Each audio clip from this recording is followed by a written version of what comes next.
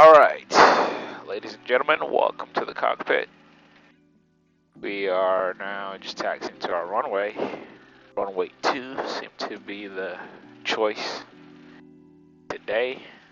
As I said, we're going to practice similar things as we did the first episode. Say hi to Paul. Sit next to me. Appreciate your time, man. Oh, man.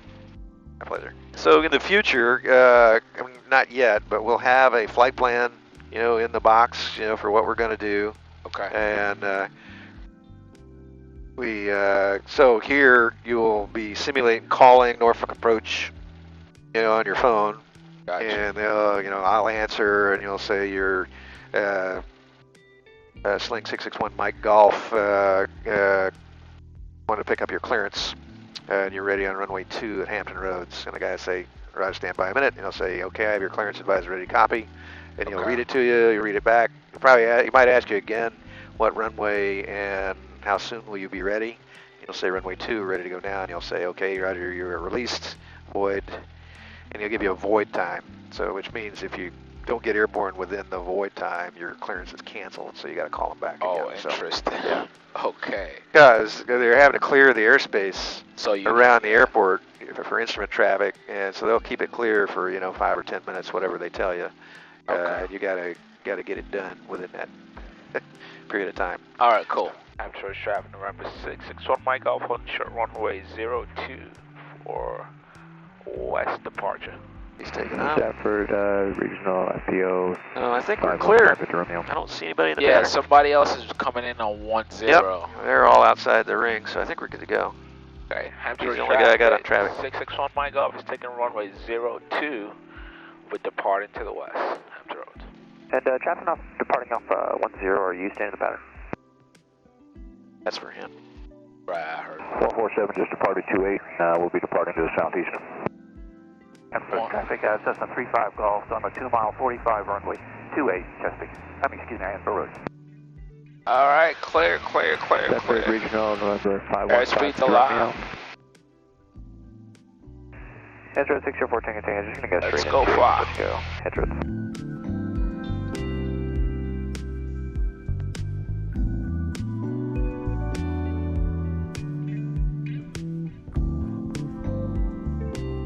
Yes, that 12 and a half degrees of pitch works pretty good. Sorry? That 12 to 15 degrees of pitch works pretty good to keep the speed around 75 or so. Yeah, I think it's a little nicer than yesterday. Yeah, much nicer. Still beautiful though. All right, so climbing out at 85 here. Hampton Road traffic. Yeah, so we can come left to 270. Full stop Hampton Road. So right now? Yeah.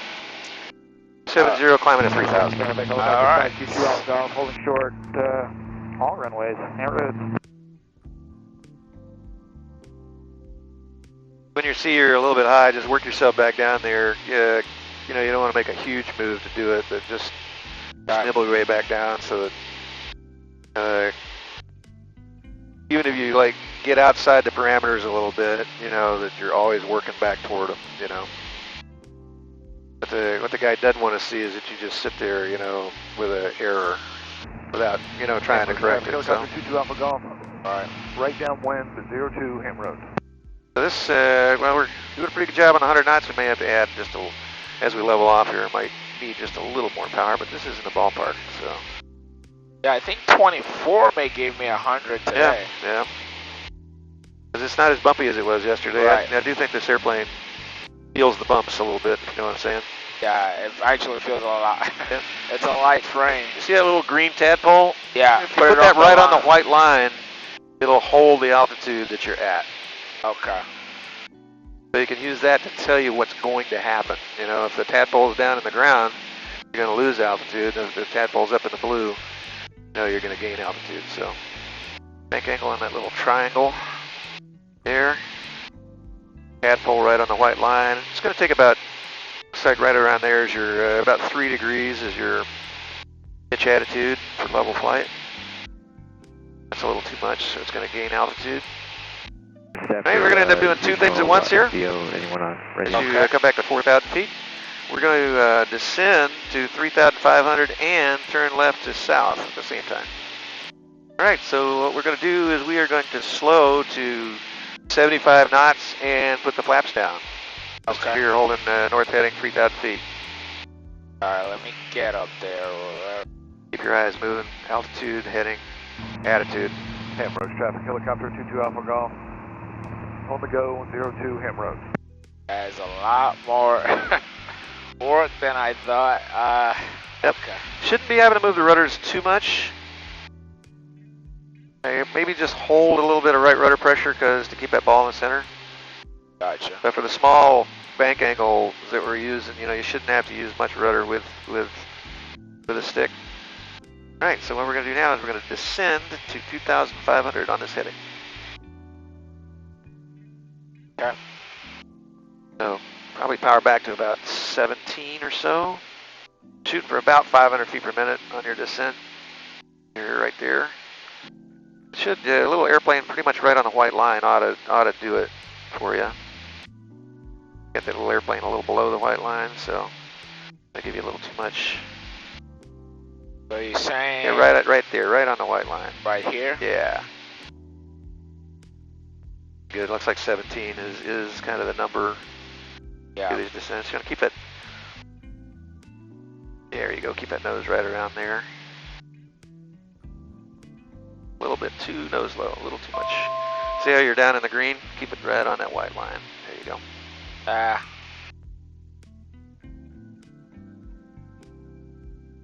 Coming down on your level off and stop turn at the same time.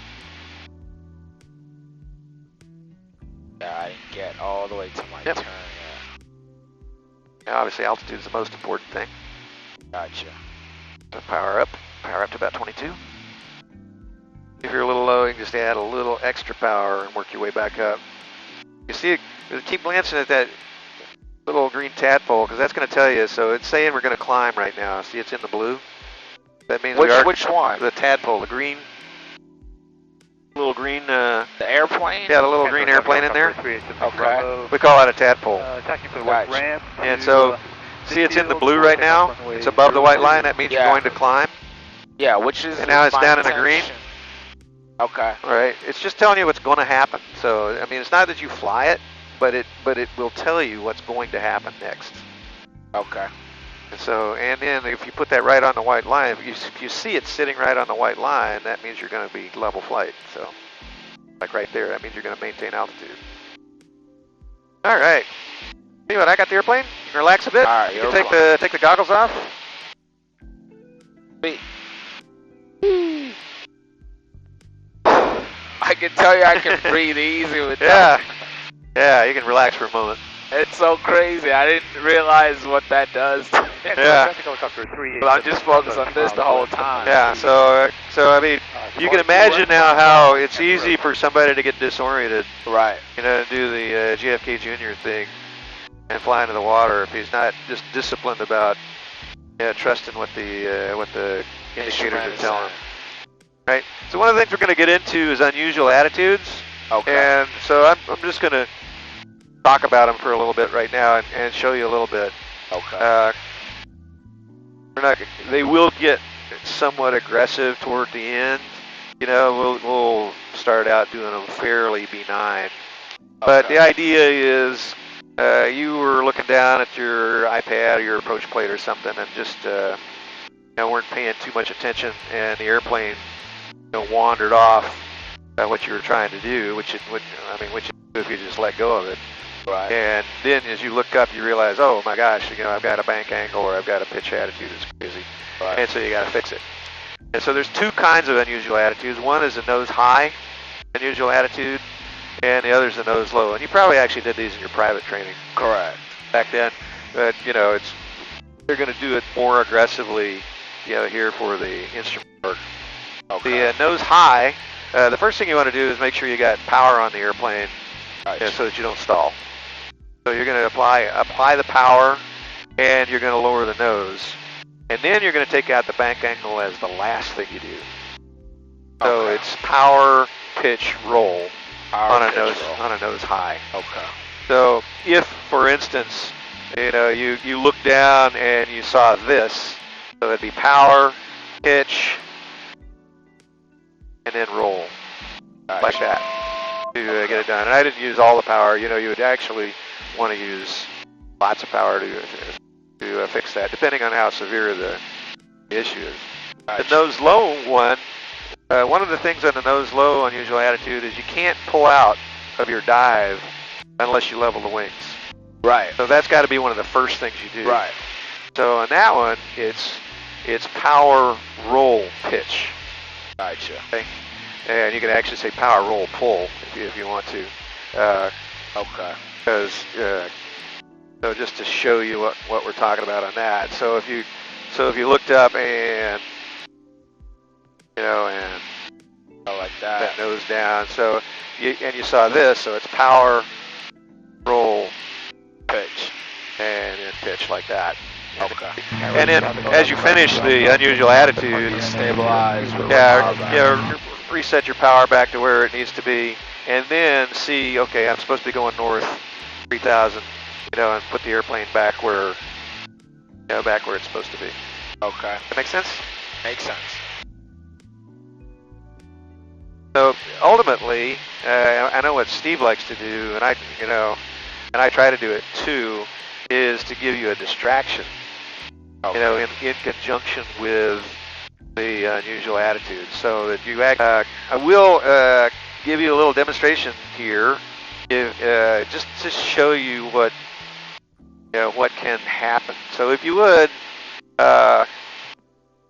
just look down at the fuel gauge here, or kind of put your eyes there and kind of just stare at it.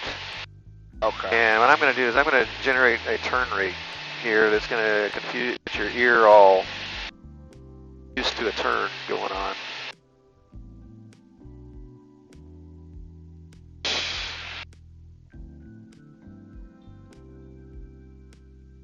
And now if you would, just look high and to the left. Just swing your head high and left. Swing your head up that way. You feel that? Yeah. Yeah, so that can really confuse you because what your ear tells you the airplane is doing is not what's really going on. So what would you say is the best thing to do, whether you're flying VFR or, because I assume if you're flying VFR, obviously you can see outside, but is the best thing to look out and see what the airplane is doing, or just look at your instrument and look at this to correct it? I mean, as an instrument pilot, where you're really going to suffer from something like that is either at night or in instrument conditions. So looking outside is probably not going to help. Okay, so instrument all the time. So I mean, that's what we're training to go right to this gyro and fix it. And so one of the things, you call it a muscle memory, it's more of a brain memory, is that as you get your instrument hours built up here, you're going to be able to look at that and just instantly know what to do. When you look at it and say, oh, it's in a bank, you could just instantly boom, put the airplane back, or without even thinking about it.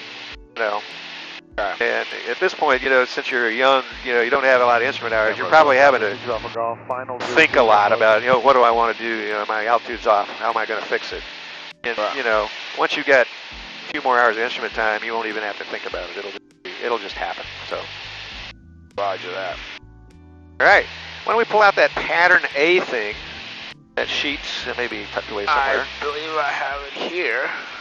So when it says slow to approach speed, we're going to slow to 75 and put the flaps down to 20 degrees. So you see, start normal cruise. Then it says change to approach speed, so that's going to be 75 with flaps 20. Then it'll say go back to normal cruise, so it'll go back to 100 again with the flaps up. All right. And I'll be looking over your shoulder, so I'll tell you kind of what's coming next on this. And if you want to try it without the goggles first, sure. And then we'll use the goggles. So right here, 1 minute. Sorry, yep. And then 1 minute. Yep. Oh man. Okay. All right. So you got the airplane again. All right. And we're going to start the clock. And we're going to go straight ahead 100 knots for 1 minute. Okay. So this part's pretty easy, and but what you want to do is kind of like the approach. You want to look at what's going to happen next. So the next thing we're going to do after 1 minute is we're going to make a 45-degree left turn. That'll be to a heading of 315. When you say 45, that's a steep turn or just 45? Nope, it's a regular, these are all the little green triangle turns. Okay, to 315. Yep, yep. I'll do your heading bug for you. So here we go. Left turn to 315. Reset the timer. I'll reset it again here in a moment. This little turn should take 15 seconds, but set the timer. We're going to fly straight for 1 minute.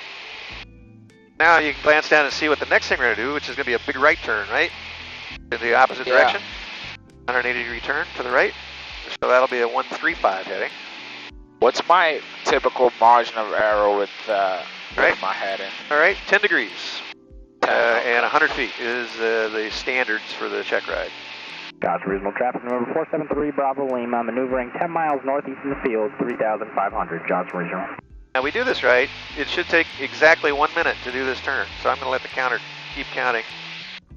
If you stay right on that little green triangle, this turn will take 1 minute. We're just a little bit shallow right now, you want to get a little more bank.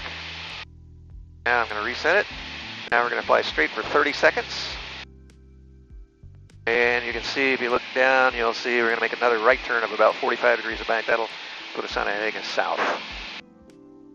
So 180. Yep. That's after 30 seconds. Won't this be fun with the goggles on? I mean, I could. Just let me know when to put it on. All right, I'm basically staring so at 30 my. seconds, yeah, you're doing it. So you're doing it. I mean, you're using the same tools. It's just you have the peripheral vision, but that's going to go away here once we put the goggles on. So Okay. there's your heading of south. Now it's going to say stop on heading of south, and it's going to say slow to approach speed. So now it's slow to 75 knots. I reset the clock. This is a 2-minute leg as we slow down. So do I put the flaps in here? Yeah. Once you get below 85, wait till you get below 85. Okay. And I think we're finished with that. Why don't you just relax and sightsee for a little bit? I've turned the autopilot on. There you go. You can do that. Yeah, so just relax. So the That was quite a bit. yeah. So how do you get over this feeling? Like I have right now. Obviously, you've been doing this much longer than me. Well, I was fortunately never that susceptible to it, so it's not that so I'm not the best person to ask about that. It seems to be just a kind of a getting used to it. Yeah. I think it's a combination of things. First of all, stress, Right. and apprehension. It is certainly unusual sensations that add to all that, and then I don't know if you know this, but your eyes, your stomach is gyro-stabilized. Really? Yeah, because it wants to keep the liquid in the bottom of your stomach. Right, instead of the top. So it actually, as you move around, it stirs it up. moves to keep your stomach level as you bend over and stuff like that. And it's actually hooked up to your eyes. So when the world tilts out there, I see. it's hooked up to your eyes and your ears. So I think when the world tilts, it actually is moving your stomach around to try and keep it balanced. And in an airplane, or on a ship for that matter, things get all out of sync, because essentially what your eyes are seeing and what your ears are feeling don't match up. And so now your stomach is just sitting there, churning. Yeah, I think that's what's causing it. It's like, because my eyes is moving around here, and I can feel it in my stomach. Yep. Interesting. About where would you call it now? I see runway 2. Yeah, I wouldn't even call yet, because we're still probably a mile or two away from the downwind. Okay. I'm in power down. A good downwind distance for this runway is kind of, you see the approach end to runway 10 and that grassy area? Yeah. So if you end up like turning your downwind to fly right over the grass there, that's a pretty good downwind distance for runway 2. So I thought I'm crossing that and then going. No, it's a left traffic, so you're gonna. Oh, right. So you're gonna turn before you get there. Okay, so this patch is where you're saying to turn. Yeah. Okay. There's green patch coming up. Okay. Oh, right before runway 1. Right before runway 1, yeah, and turn Gotcha. right to heading about, 200. Roger that. It's almost a 90-degree turn. We're actually more of a 80 than a 45, but that's all right. So you can see you're on the downwind now for runway 2. Runway 2. Yep. Hampton Roads, November 661 mic off. Now downwind of runway 2, 1,000 feet. Hampton Roads. Now this is normal stuff. Maybe just a little bit wider than I normally fly, but that's fine. There's usually a little bumpy over the trees on this approach. Okay. But it'll almost certainly smooth out once you get past the trees. So just ride through it, and you'll also see as we get around there's a displaced threshold. So that first 1,000 feet of the asphalt there is before the actual touchdown zone. Right So. here. Yeah. Hampton Roads, November 661 mic off. Turning left base, runway 2, Hampton Roads. I love coming to airports that I'm not familiar with and discovering them, if you know what I'm saying. That's actually plenty of runway, but. So you're saying that I don't need. That bumpiness I was telling you about. Yeah, I haven't went beyond my freaking bird here. Yeah. Yeah, see, like right now I am fast, and I Yep. don't like that. Yeah, you're coming back in the ballpark now, though. So. All right, so it works out. Yeah. And it helps because you got this wind in your face. It's going to slow you down. Okay. Piece of cake, right? Yeah.